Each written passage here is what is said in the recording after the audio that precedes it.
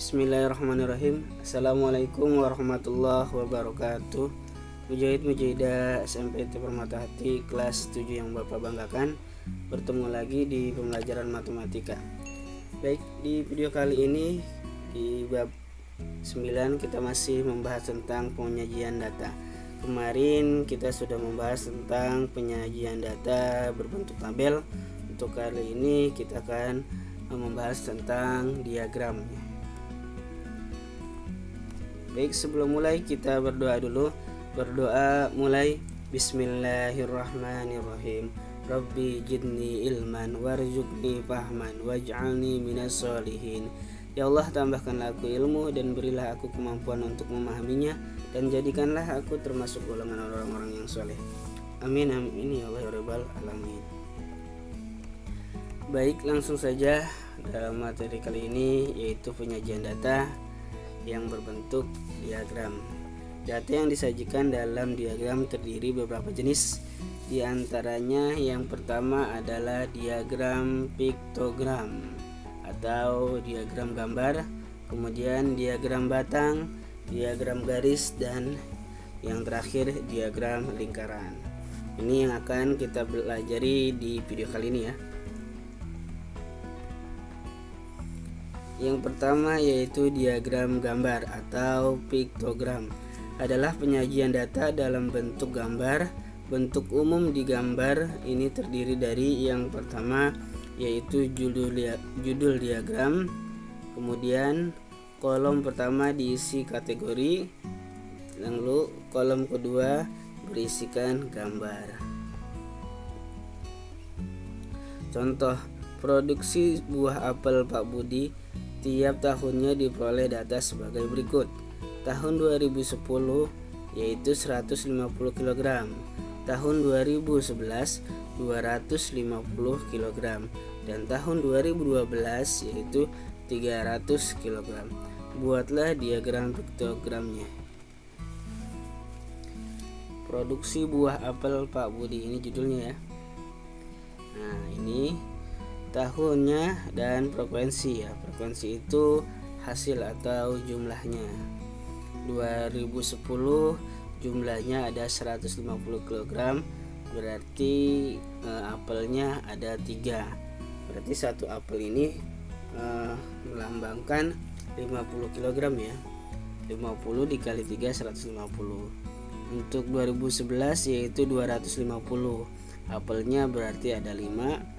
Dan untuk tahun 2012 yaitu 300, berarti apelnya ada 6. Ini dinamakan diagram piktogram ya, karena di sini ada gambarnya, gambar apel ya. Nah, ini ada catatannya.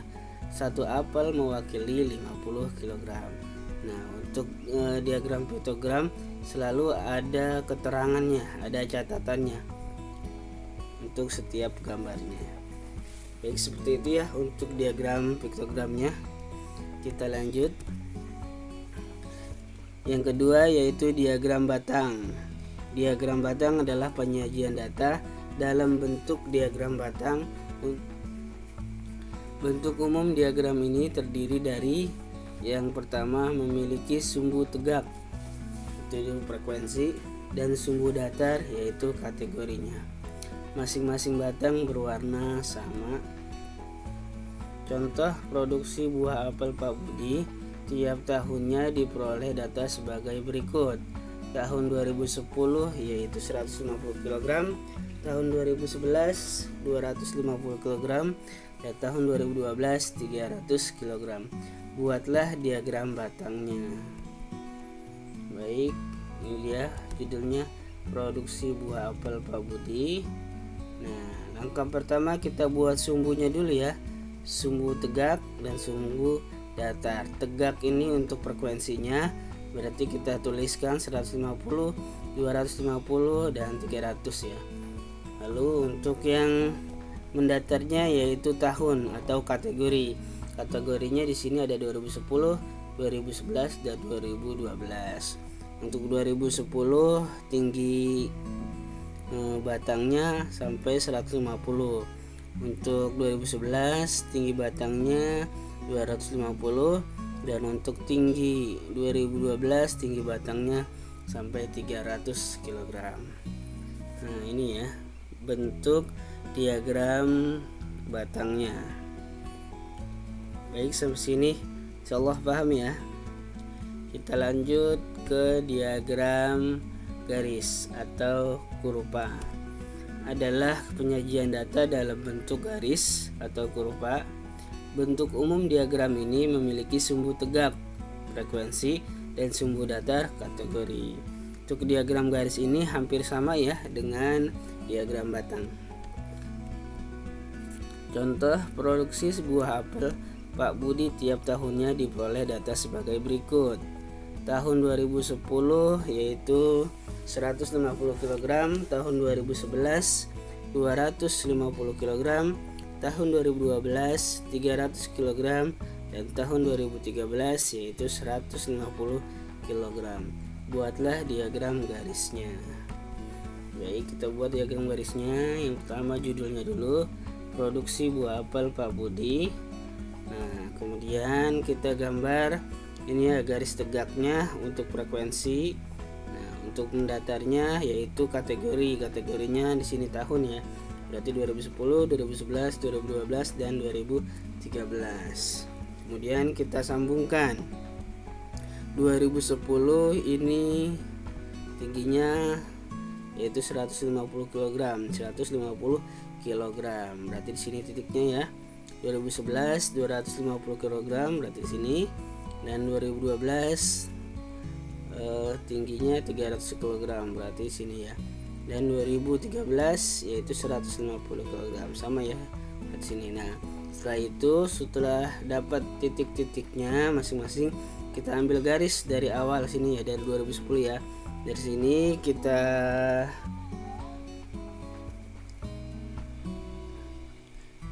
ambil garis ya, kita sambungkan titik satu ke titik lainnya, maka dapatlah diagram garisnya seperti ini ya, bentuk dari diagram garis. Next, kita lanjut diagram lingkaran. Terakhir, diagram lingkaran adalah penyajian data dalam bentuk lingkaran. Data-datanya dibagi dalam sektor-sektor atau juring lingkaran yang didasarkan atas perbandingan tiap kategori dari keseluruhan. Bentuk umum diagram ini terdiri dari yang pertama, setiap kategori diubah ke dalam persentase, kemudian dinyatakan dalam bentuk derajat. Setiap kategori dalam lingkaran dapat ditulis persentase dan kategorinya. Mengubah data ke dalam persentase, ya kita kan butuh nih bentuk ke dalam persentase dan bentuk derajat. Mengubah data dalam bentuk persentase yaitu data kategori dibagi banyak data, kemudian dikali 100%. Ini untuk mengubah persentase. Lalu untuk mengubah bentuk ke dalam bentuk derajat yaitu persentase dikali 360 derajat. Seperti ini ya untuk ketentuan rumusnya. Kita lanjut. Contoh dari data tentang kegemaran siswa SMP IT Permatahati terhadap mata pelajaran diperoleh sebagai berikut. Gemar matematika 10 siswa, gemar IPA 15 siswa, gemar pelajaran lainnya 25 siswa. Buatlah diagram lingkarannya. Langkah pertama, setiap kategori diubah dalam bentuk persentase dan dinyatakan dalam bentuk derajat. Oke, 10 siswa ini kita ubah dalam bentuk persentase ya.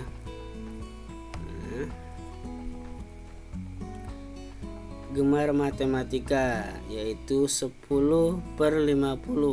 50 dari mana? 50 itu banyaknya data, berarti siswanya kita jumlahkan 10 ditambah 15 ditambah 25, maka hasilnya nanti 50.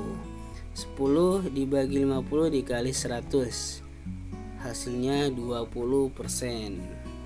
Nah, sudah dapat persentasenya 20%. Kita ubah 20% ini menjadi bentuk derajat. Ya, berarti dikali dengan 360 derajat. Maka 20/100, kalau 20% itu 20/100 ya. 20/100 dikali 360. Maka 360 dikali 20 adalah 7200 dibagi 100, maka hasilnya 72 derajat. Untuk gemar matematika, derajatnya 72 derajat dan persentasenya 20%. Kita lanjut untuk gemar IPA, yaitu 15. Berarti 15/50 dikali 100%. Hasilnya adalah 30%. Lalu kita ubah ke bentuk derajat, dikali 360 derajat. Maka 30/100 dikali 360. Nah, 360 dikali 30 hasilnya 10.800 dibagi 100. Maka didapat besar derajatnya 108 derajat. Kita lanjut gemar pelajaran lainnya. Ya, gemar pelajaran lainnya yaitu 25. Berarti 25/50 dikali 100%. Kita dapat hasilnya 50%.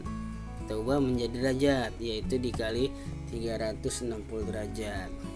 360 derajat 50/100 dikali 360 derajat. Maka 360 dikali 50 hasilnya 18.000 dibagi 100. Maka besar derajatnya adalah 180 derajat.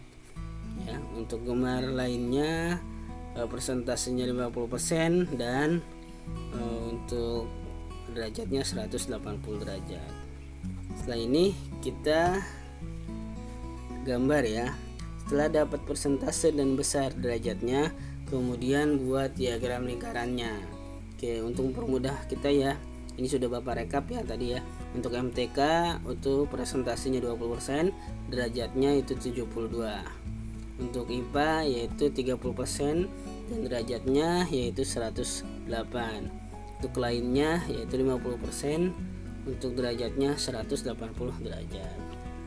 Oke, nah ini dia ya diagram lingkarannya.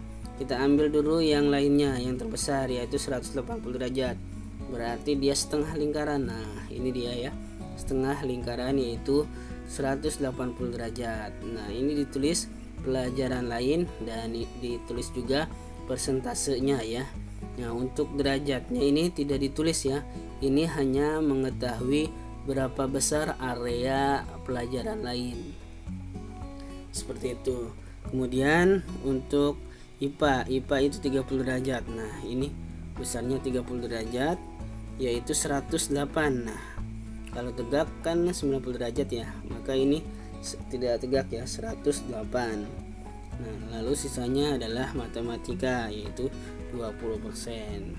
Ingat ya, untuk derajat ini hanya menentukan luas daerah yang akan dibuat dari masing-masing kategori. Nah, seperti itu ya. Nah, yang ini tadi tidak usah ditulis. Yang penting sudah dapat tadi di awal datanya, kita tinggal masukkan ke diagram lingkarannya. Baik, latihannya. Silakan latihannya dikerjakan di buku tugas, diberi nama kelas dan para orang tua, lalu dikirimkan di classroom. Silakan dikerjakan di buku tugas, pastikan tugas terkirim di classroom ya. Baik, Bapak cukupkan untuk video kali ini. Bapak ucapkan terima kasih banyak dan Bapak akhiri. Assalamualaikum warahmatullahi wabarakatuh.